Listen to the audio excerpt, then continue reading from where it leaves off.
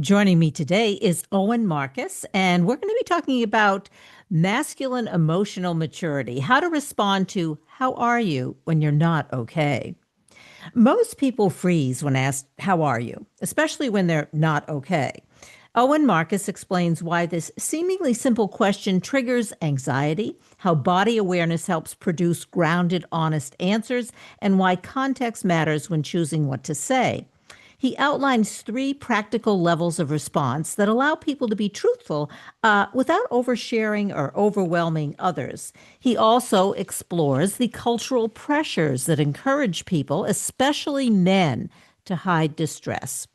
He's the founder and CEO of MELD, Men's Emotional Leadership Development, demonstrating the transformative potential of evidence-based peer support. He's also a founding member of the United States Association for Body Psychotherapy and a member of Division One of the American Psychological Association. Welcome to the show, Marcus. Nice to have you on. It's a pleasure to be here. Thank you. Okay, let's talk about the question, how are you? And I guess we're talking more specifically how men respond and that this is an issue because they really don't know how to connect and so the answers or the answer to how are you is not really answered honestly when they're not okay. I think there's several things happening. I mean, for men, particularly when we're expected to respond emotionally, it's sort of a performance thing. And so guys get sort of performance anxiety. They freeze because they want to do it right, and there's certain ways to do it. So you get the general way of being emotionally honest. But also as men, to be emotional is to be weak in our culture. So guys feel trapped, and how do I respond? And so one of the easiest things that we tell men to do is you don't need to necessarily respond with a big story. You can respond with how you're feeling physically, which is easy for men to do. Like, oh, I feel tense, or my shoulders are tight, and that often starts to build a rapport with the other person. Well, I mentioned that context is important. I mean, how you respond at work may be different than how you respond to a friend, or I would assume anyway, and how much in terms of what you're going to say or how you're going to say it. And why does it, I guess, backtracking a little, why does that make so much difference? We'll ask you or ask one, how are you? How are you? And yeah, so it is a question that we're confronted with on a daily basis. Yeah, and you have the superficial acts, which are really just conversation openers, and we all sort of know it. And then you have situations or relationships where, the person sort of knows you, and you could respond in a more vulnerable way. And particularly for men, they don't know what to do with that. And often what you'll see is guys will go into a big story. So the person that's receiving the story is sort of rolling their eyes like, I just wanted to know how you are. I didn't want to know your whole history. And so part of what we work with men is first reading what's happening with themselves, but also being emotionally and physiologically aware of that situation, of that relationship, and really what's the other person experiencing, and are they really asking in a concerned way, or are they just asking in a superficial way? Yeah. So what you're saying is men have difficulty, obviously, responding in an appropriate way. I guess that's healthy for the relationship and healthy for the men themselves, right? They don't know Yeah, how to do that. Yeah. we do, and it starts with we've been trained not only not speak about our emotions, but even be aware of them. And I was certainly one of these guys years ago when if someone asked me what I felt emotionally, I tried to find the quickest way out of the room because I wouldn't want to answer that question because, again, I felt like I couldn't answer it in an honest way and in a way that would not be vulnerable, but also give that person what they wanted. And so, as men, we often avoid those what feels like confrontations for us. So what did you say? Because you wanted to Uh, avoid it. So it, I want to hear what you had to say. Well, in the past, I would have, changed the subject or say, "Oh, I'm okay," or something trite like that. And now I might say, depending on the situation, "Oh, I feel stressed. Yeah, it's been a tough day," and then I move on. Now, if I really have a relationship with that person and I feel that that person is really concerned and honestly asking how I'm doing, yeah, I might take a deep breath and go, okay, that person really cares. I trust this person in the relationship. And I might say something like, I had a hard time last night. I didn't sleep well. Yeah, I got some stress at work. And this is the critical part.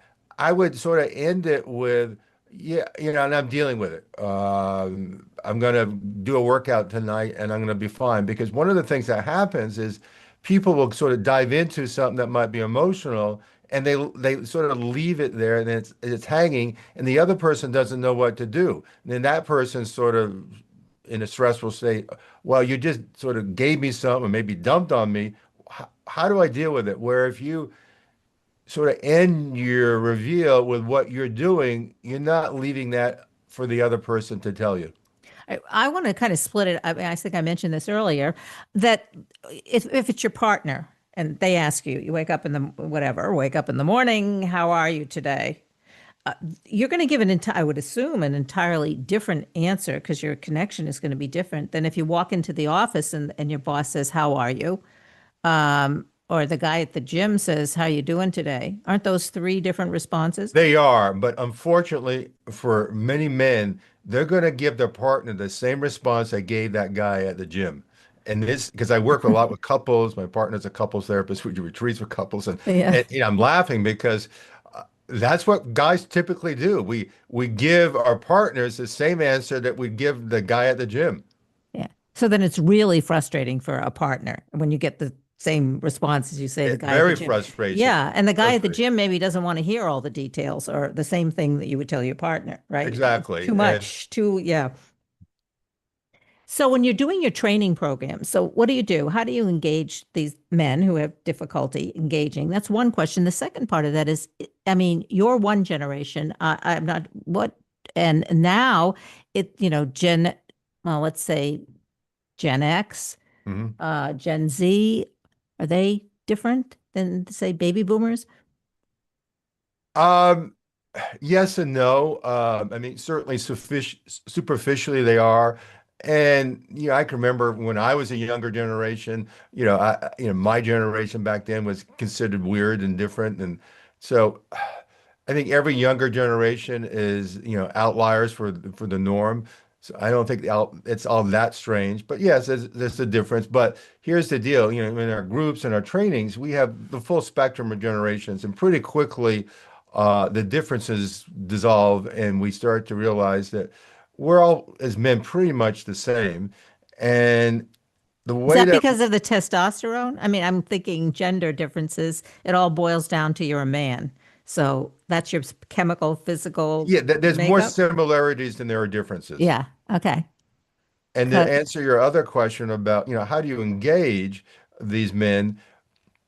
Well, we explain it in terms of physiology, and that just de-stresses men. When we tell men, look, you're not broken, you're not bad, and the reason that you're having these quote emotional or relationship issues is really not that you have a psychological problem, it's that you have a physiological disconnection. In other words, what happens to us is we have these stress responses and we know about fight and flight, but there's a third response that we often don't know about, which is a freeze response. So when an animal, particularly a mammal, cannot run or fight, he will go to this older default of freezing, which is sort of like into shock and pretend he's dead, hoping that the predator goes away. Well, when when the predator goes away or the stress or trauma goes away, we're meant to literally shake it off and then we reset ourselves. The body, the nervous system resets itself. But unfortunately, in our society, we don't get to shake it off. And then we end up with, in a trauma situation, PTSD or post-traumatic stress disorder. In other words, that physiology stays in our body.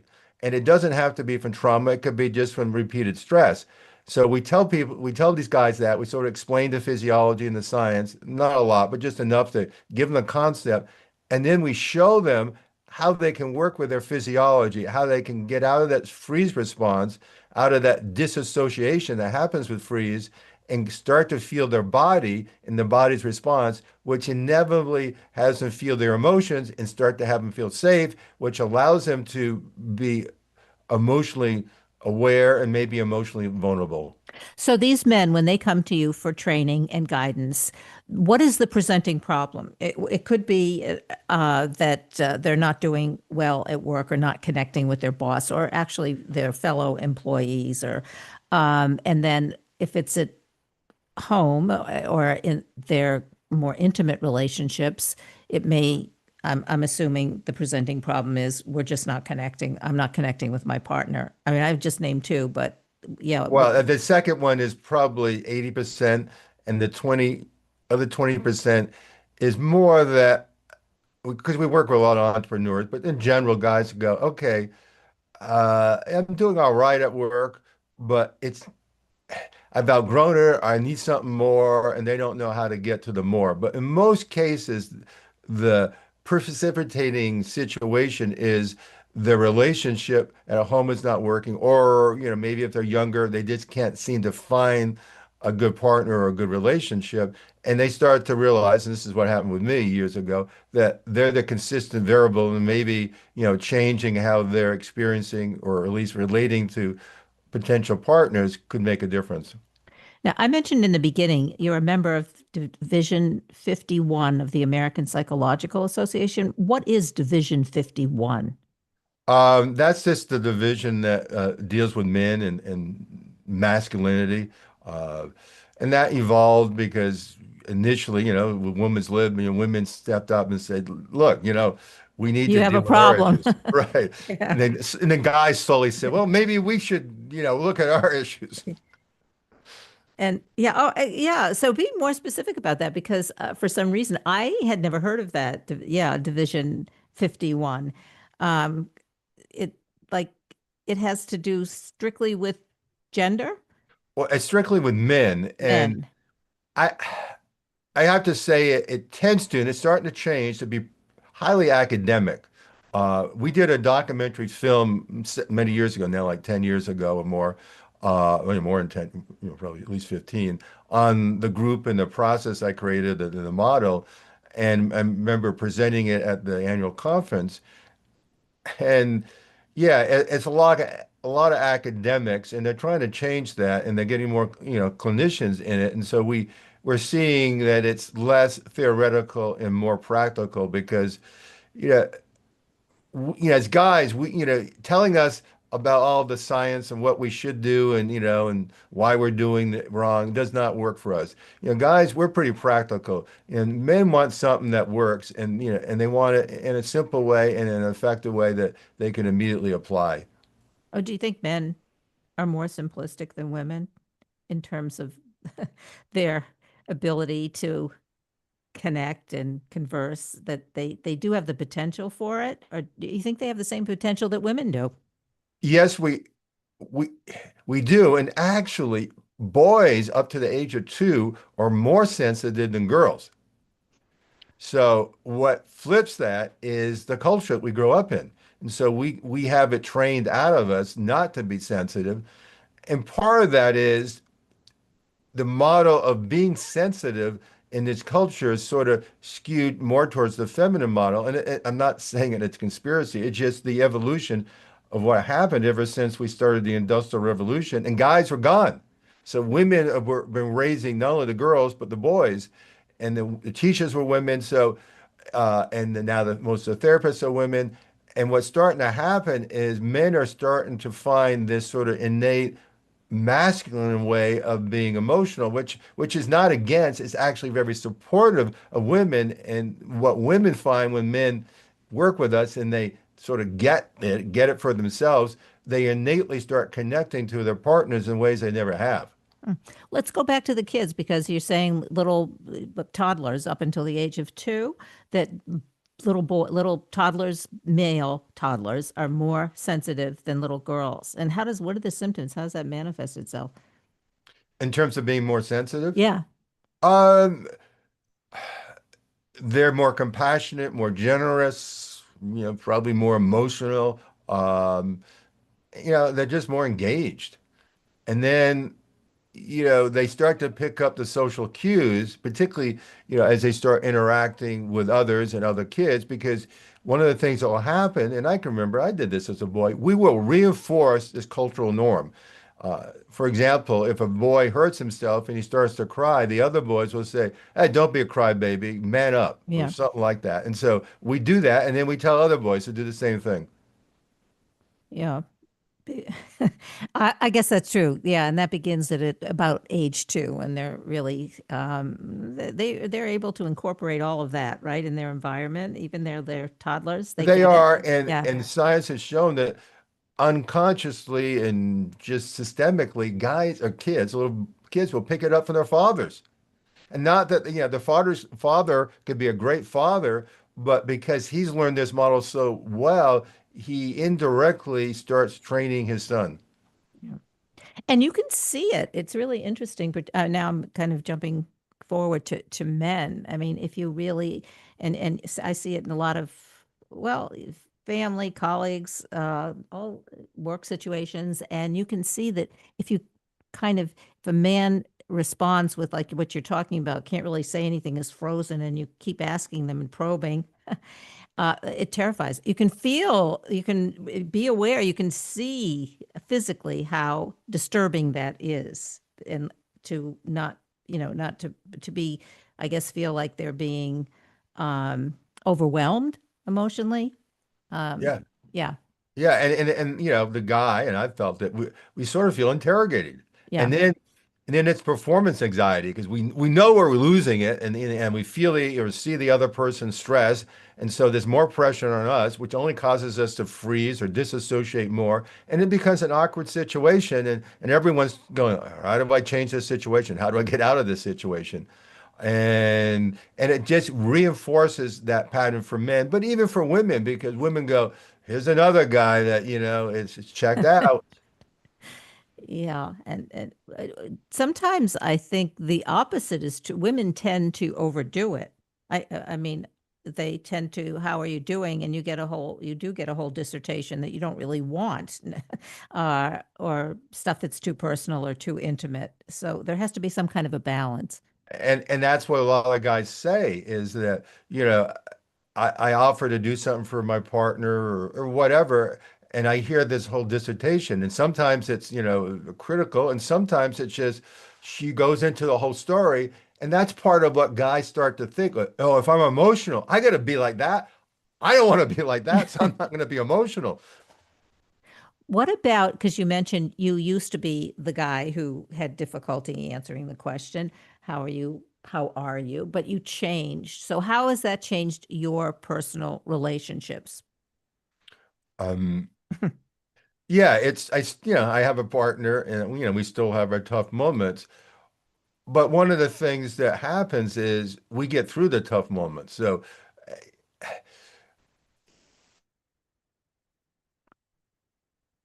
So she has her stuff, I have, uh, but we've talk. learned, yes, that happens. Most importantly, and this is sort of what we work with couples on, Yeah. is how do we get out of it? Because often in many relationships, you get in it, and the person or the couple does not know how to get out of that cycle. Yeah. So you have to learn how. So that's what, when you're doing the training programs now, are women involved in those, or is this strictly for men? All our stuff that MELD, that my company does is all for Yes. men. Uh, the couple stuff is obviously men and women. But one of the reasons that, and I saw this 30 years ago when I got into this through men's groups, is that it's amazing how quickly guys open up, or you could say be vulnerable, with other men when there aren't women in the room. And we have, a few simple protocols like confidentiality. Whatever happens here stays here. So pretty quickly, one guy will take a risk, and rather than be shamed or shunned or whatever, as he might be outside of that situation, he's actually honored for taking the risk. And then, and then a strange thing can happen is guys are competitive, so guys will sort of compete with who can be more vulnerable because they finally found a place that's safe for them to do that. Yeah, so you do have the I mean, so well, your organization is for men, But that's interesting. Yeah. So they are much more vulnerable when they are alone. But then that competitive thing comes into play. That's interesting too. I mean, competing for the most vulnerable guy in the room. Yeah, and that's all optional. But I've done trainings with over 60 guys in a room with a big circle, and I'd say in the beginning, we're changing the rules of engagement, and here you're going to be honored for your vulnerability. A couple guys just check in, they're saying their name and maybe what they feel in their body and their emotion, and like 30 seconds of why they're there.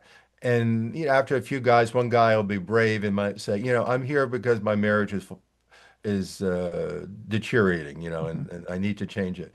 And that's a vulnerable statement for a man. And then another guy might, say, well, I'm here because, my father died, a few years ago, and I haven't cried since. And every guy in the room just relaxes, and everyone feels that. And by the end of, that little experience, everyone feels closer. And it's like we as men are hungry for that.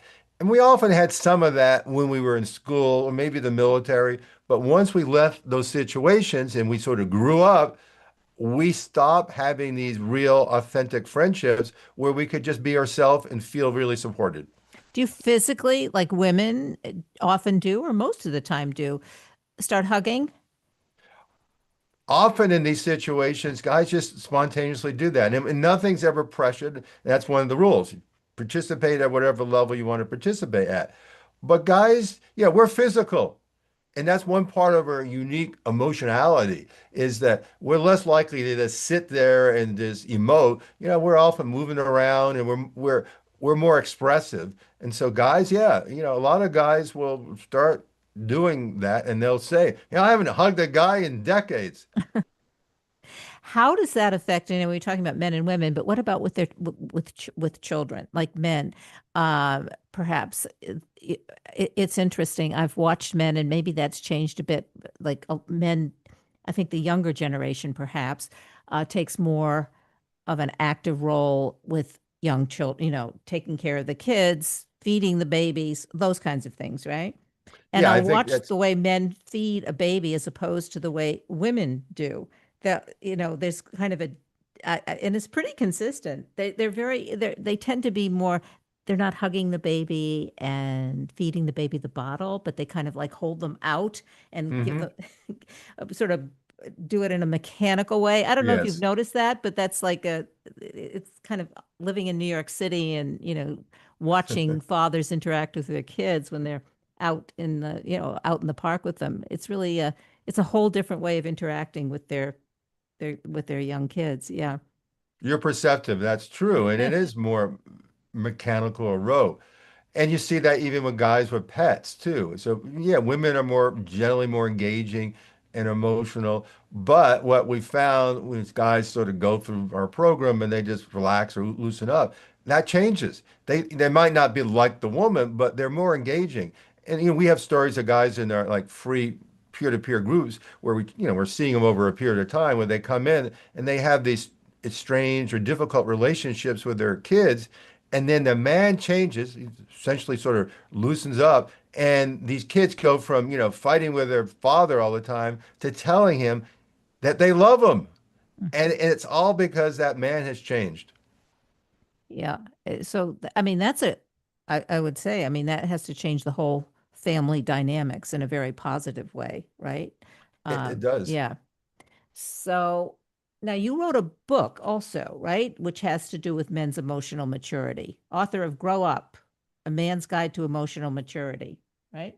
Right. And essentially that book's about the 9 phases of our maturation. And what happens for no fault of our own, we skip certain phases that are critical. And when we've skipped a phase, it becomes like a trap or a hole that we keep falling into because physiologically, emotionally, we need to sort of have some kind of skill in that particular phase that we should have picked up and we haven't had. So again, for a lot of guys, their relationships are failing because they just weren't taught some critical skill. So, okay, we only have like about 4 minutes left. So if anyone, the audience listening to the show wants to connect with you, become part of the training programs, how do they do it? How do they reach out to you? Through our website's probably the best way, and that's MELD, MELD dot community, and it's community spelled out.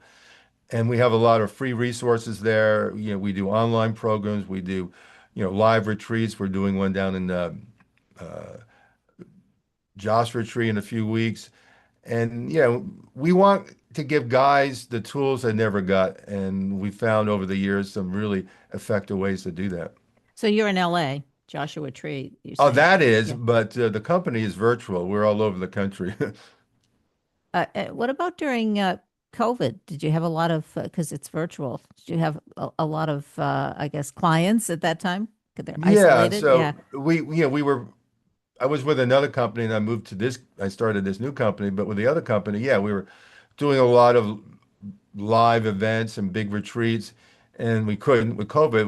We were starting to get into virtual, and we went, all virtual.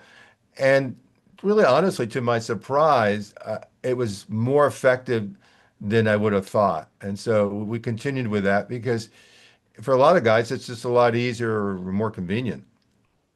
Well, I've been talking to Owen Marcus, doing lots of, I would say, lots of good stuff. Getting these guys to connect in a positive way, right? And we've been talking about how to respond to how are you when you're not okay, right? And the title of your book, one more time, because people might want to read the book. I imagine it's online. Yes. Um, is it an Audible? It's an Audible, it's everything.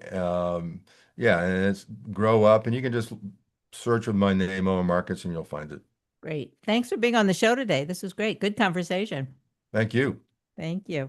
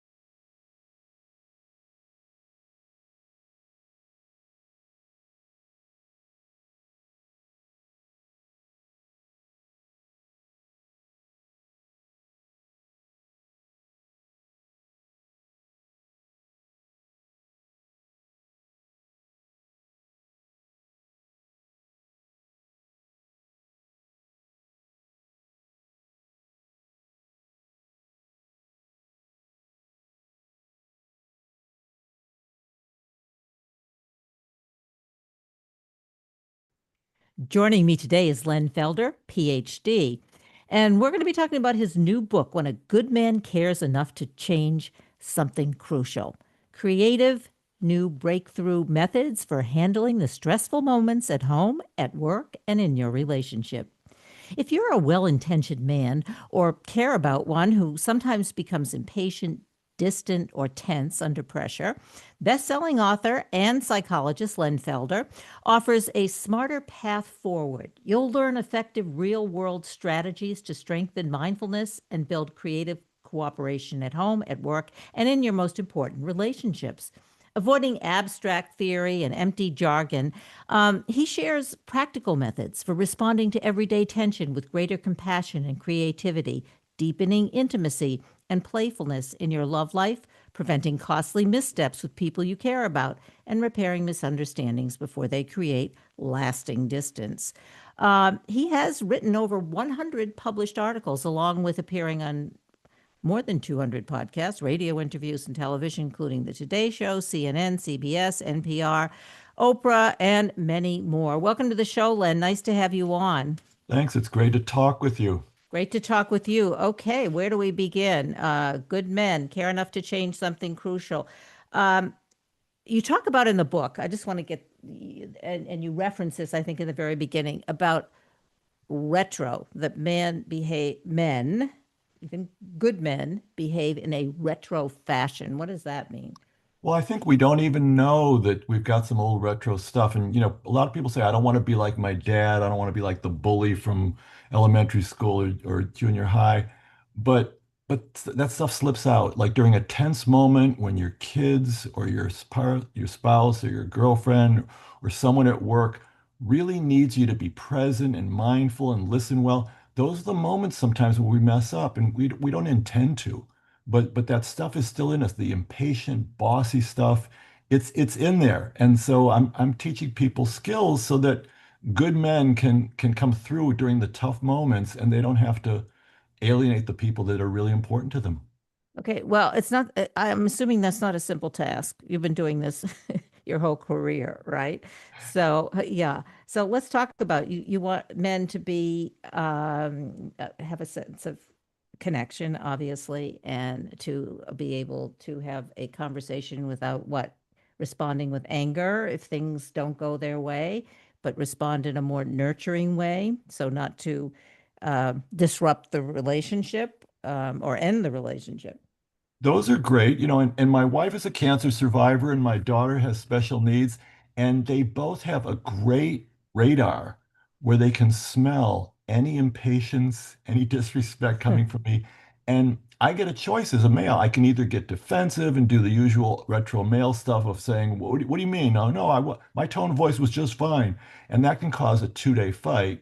Or I can listen and say, you know what, from their perspective, it did feel impatient or rushed, or I wasn't really listening with an open heart. And I can do better than that. So my wife gave me this beautiful tool years ago where she said, "Could we try a do-over where you can listen this time only without the impatient tone of voice?" And I go, "Oh wow, that is so kind and generous." And the male part of my brain was still saying, "Well, what does she mean by impatient tone of voice?" I didn't hear an impatient tone of voice. But the benefit of the doubt goes to the listener and the person who says it felt impatient to me. I can just say, okay, great, I can do better. And so I'm asking men not to change who they are, not to be completely different, to honor, the strengths we have as men, but also to really become the better listeners and the caring partners and the teammates that our loved ones need us to be and the people at work need us to be. Well, you say don't act like or don't respond like a dick, right? Respond with a mindful, nurturing conversation, right? That's the comparison, right? Well, that came from an actual incident with a client of mine. He was saying that, he's a really good guy and he was a, philosophy and history major, and then he became an MBA and a hedge fund kind of guy. Yeah. And sometimes when he's really stressed at the end of the day, he's really short with his wife and his kids. And his wife and his kids look at him like, "What is wrong with you?" And he never wanted to be that kind of guy because his dad was that kind of a guy. So he said to me one time, he said, "What can I say to myself right at the moment when I'm starting to get pissy with my loved ones and I don't want to ruin the relationship. I don't want to push them away." And I said, well, what if you said to yourself, really quickly, you take a deep breath in and out, and you say, "What would a dick do?" And he said, "What'd you just say?" He and I always joke together during counseling sessions. He said, "Did you just say what would a dick do?" I said, "Yeah, yeah." I said, "In 5 seconds or less, you will know what a dick would do." Yeah. And then you get a second choice. Within 10 seconds, you say, "And what would a mindful, nurturing person do?" And men know the answer to that question. Men are smart. And so he decided at those moments, from Mhm. breathing gently and asking those two quick questions in less than 10 seconds, he was able to come out with his best stuff and not keep pushing his loved ones away. So that's what the exercise is about. It's a little R-rated, but it works. I mean, the brain knows the difference between those two options. Yeah, the brain definitely does, and you hear wives or partners calling their partners a dick who don't act like it. I mean, I think that's fairly common, unfortunately, right? But Yeah, and I'm not recommending people call each other's names. I am no, saying though that when you say to your teammate and your partner, and you say, you know what, I definitely know the two of us can do better at that last conversation. So let's see what we can do to improve that last conversation and conversations in the future. What can we do at a moment when you're overstressed? Do you need a 10-minute timeout to chill? Do you need me to ask it in a different way? A lot of women don't know which words to use with men. I once had a friend who's a female therapist, and she said, what I tell my clients is say, honey, we need to talk. And so I asked 100 men, how do you feel when she says, honey, we need to talk? He said, I feel defensive. I feel like I'm in trouble. I feel like I'm going to have to protect myself. So that phrase is a beautiful phrase. It's coming from a loving place. It just doesn't seem to work with most men. So finding a different phrase, something like, you know what?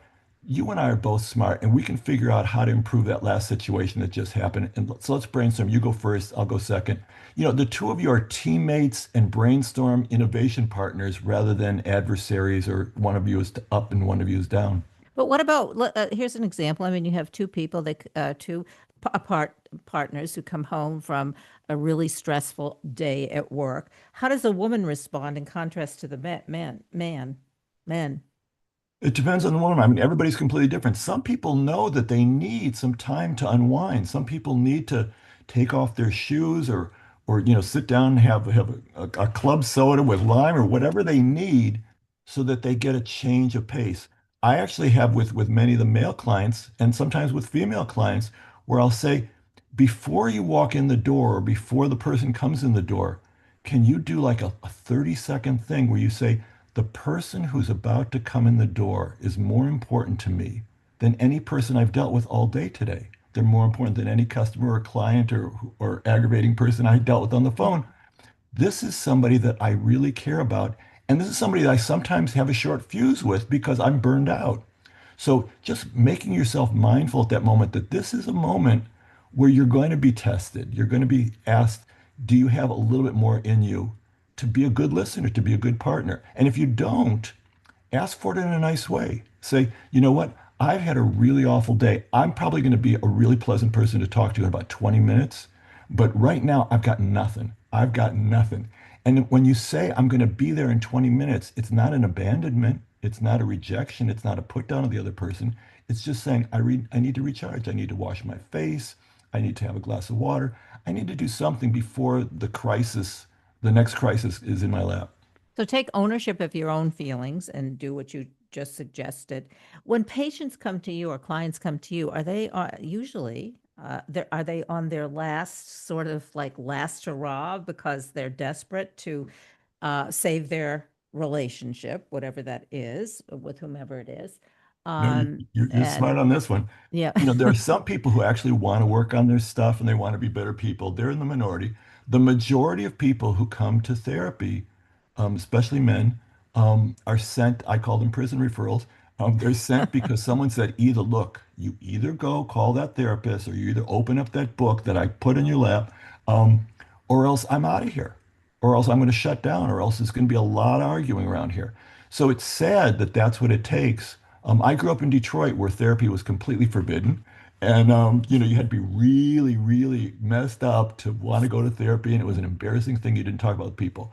I lived in New York after that. I lived in Los Angeles after that, where everybody goes to therapy. Yeah. So it's different in different parts of the country. And I respect that people don't want to spend the money or whatever. So that's why That's why I write a book that costs $14 or less than that on Kindle. Um, just so that people can get the tools so that they don't have to keep having these lousy arguments that go on and on and on. Yeah, I mean, the book is very practical. It's got what, 9 chapters?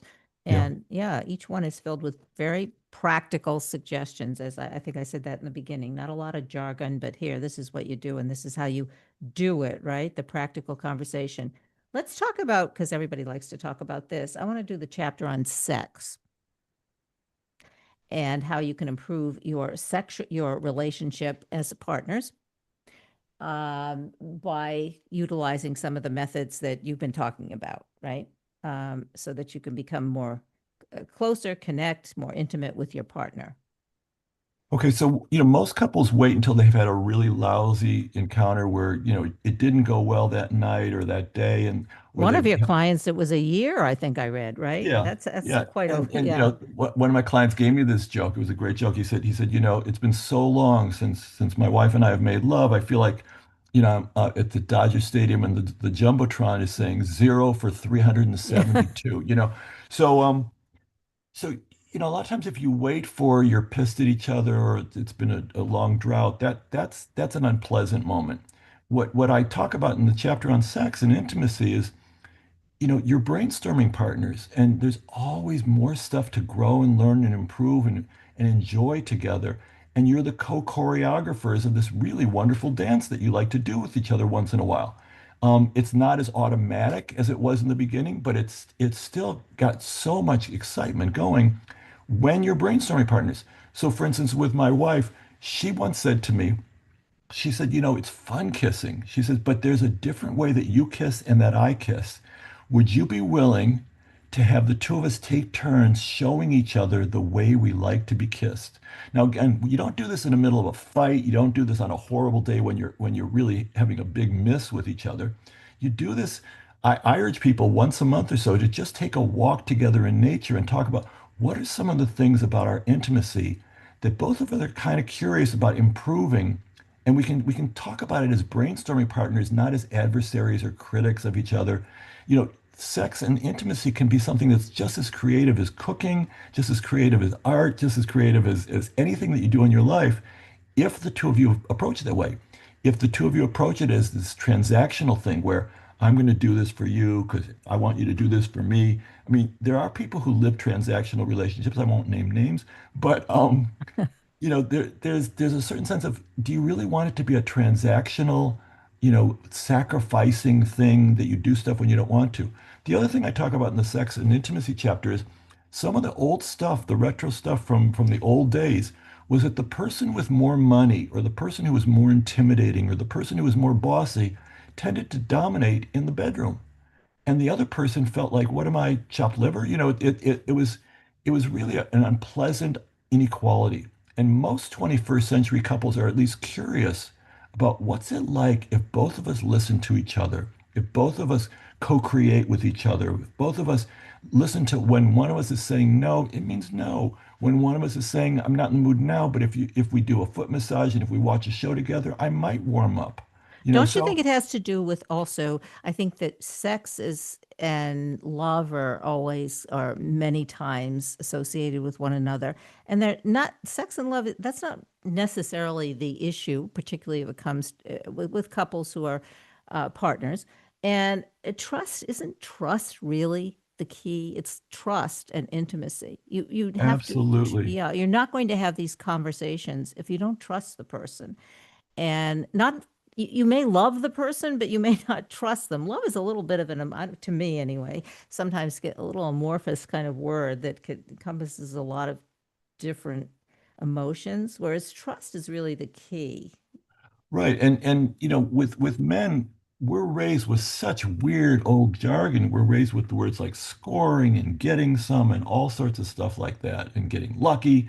And when men become mature enough, whether it's at 16 or 18 or 24 or 30 or 40 or 70, they learn this is a two-way partnership, and trust and being gentle with each other and being caring and letting detours to happen. There was once a great psychologist named Carl Rogers, and he said he and his wife had a certain going through the motions thing they did early in their marriage. and that they didn't find out what intimacy was until their plumbing stopped working so well. So And aging. once their plumbing stopped working so well, then they had to have real conversations about what feels good, what gives you pleasure, what are the times when you don't want to have sexual pleasure, but you just want to have safety and closeness with each other. What's cuddling? Can we bring cuddling back? Cuddling was great before we started to be intimate in a sexual way. We were intimate in a cuddling way early in our relationship. So those kinds of conversations create the trust and the closeness and the intimacy, which for some couples leads to some really hot sex. For Yeah, other couples, creativity, I think, as I'm listening to you, is really, I think, more the key. I mean, cuddling is nice, but I think so. I mean, and maybe I disagree with you on this because I think, as you're saying, aging, postmenopausal sex, all of those kinds of things, right? uh-huh. Change the context.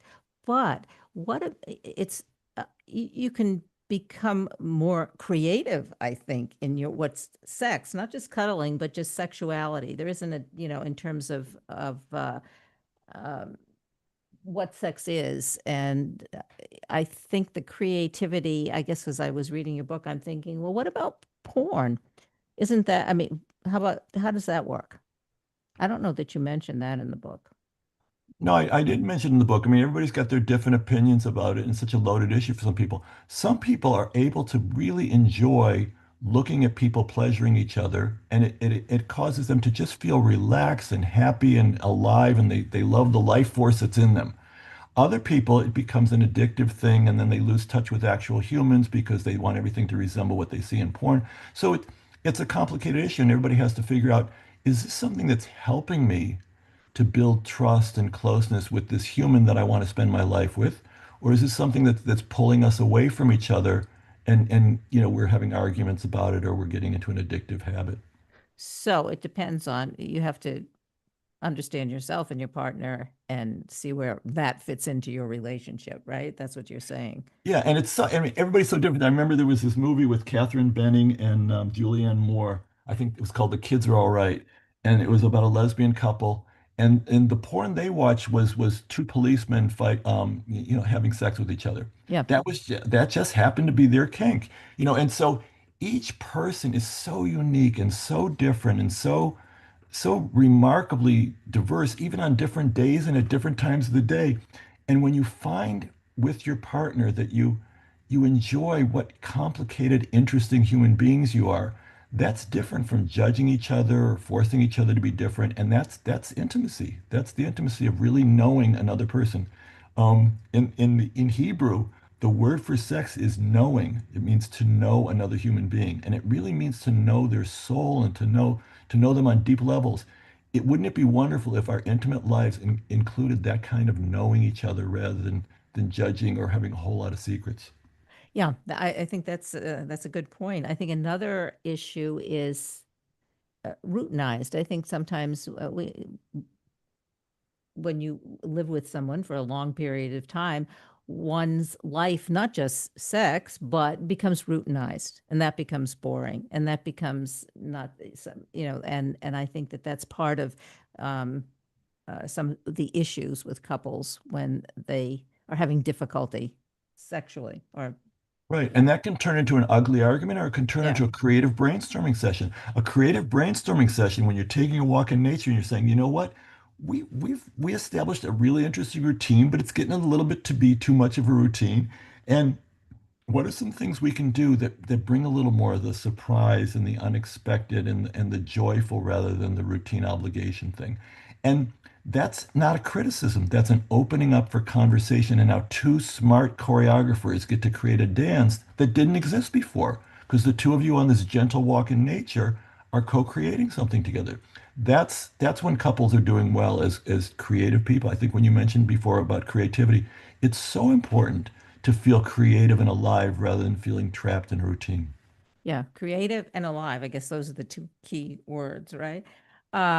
So have we covered sexuality and couples? We should go to another chapter because you have some really interesting. Um, Chapter 8, what's so amazing about a genuine apology? What does that mean? Talk to us about that. You know, the when you do mess up, and we do mess up, we're humans, we mess up, and we get closer to the mark each time, but we still sometimes miss.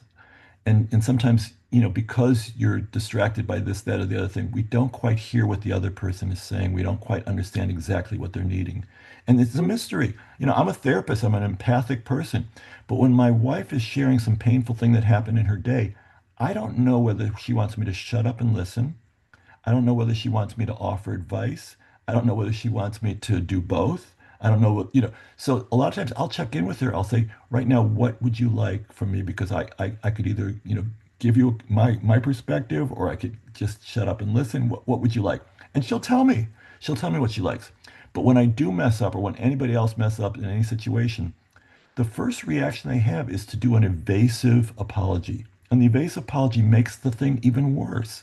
So if you say to the person, I'm sorry you felt that way, that Mhm. implies that they are weird and oversensitive and deluded, that they felt that way because you, innocent, sweet one, never did a thing. Yeah. So that wasn't an apology. That was a little bit of an FU, okay? Yeah. And there's lots of other, the other one is you shouldn't feel that way, or you're too sensitive. Everybody who's sensitive has been told you're too sensitive. And what it really means is the person doesn't have the time or the patience to deal with what just happened. And that hurts. So a real apology is when you really check in with your heart and you say, this person that I care about got hurt by something that just happened. Maybe you didn't intend it. Maybe they reacted stronger than what you think actually happened. But to give a sincere apology, you check in with yourself. You say, is there something that I can do to own up to what happened? And maybe it was only 10% or 20%. With some of my counseling clients, I'll say, can you own up to 10% of what caused the problem? Okay. They Can you go, give us okay. an example? Like, yeah, give it. So if Yeah. some guy had like let's say they're driving together, and he's driving and she's giving directions from the either the right hand seat, or the back seat, or whatever, Yeah. and he snaps at her, and she says, God, you're snapping at me today. He says, I didn't snap at you, I just. So he thinks that 75% of what just happened is that she's giving too many directions, and he just wants to get there in an efficient way. Okay. But if I asked him, I said, okay, so you don't have to own up to 75% of what happened. You don't have to own up to 50% of what happened, but 10% of what happened.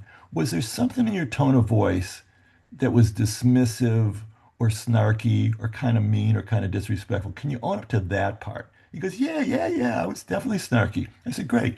So apologize for the snark.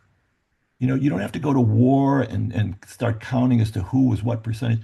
Even if you're own up to a small percent of what happened, own up to it. And with a sincere heart, say, you know what?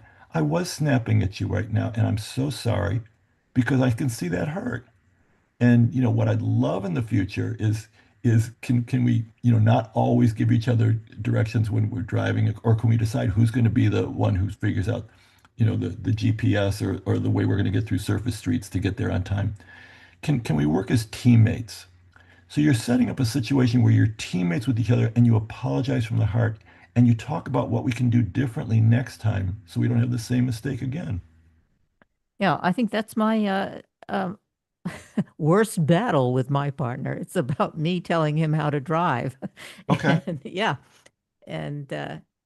And is there a ground rule? Have you guys figured out what are the ground rules so that we can have a few fewer fights You, about this one? you really want to know what I do? Sure. I take out my cell phone and I don't watch or I don't concentrate on his driving. And he is a good driver. And I admit to my being too anxious. I Okay. distract myself. Okay. I don't But know if that's a that. beautiful thing, because you're saying, we have a right to be anxious. It's a scary thing out there on the roads. And so you're taking good care of your anxiety first by trying to offer directions, but that didn't work. So now you're taking care of your anxiety by enjoying what's on the cell phone.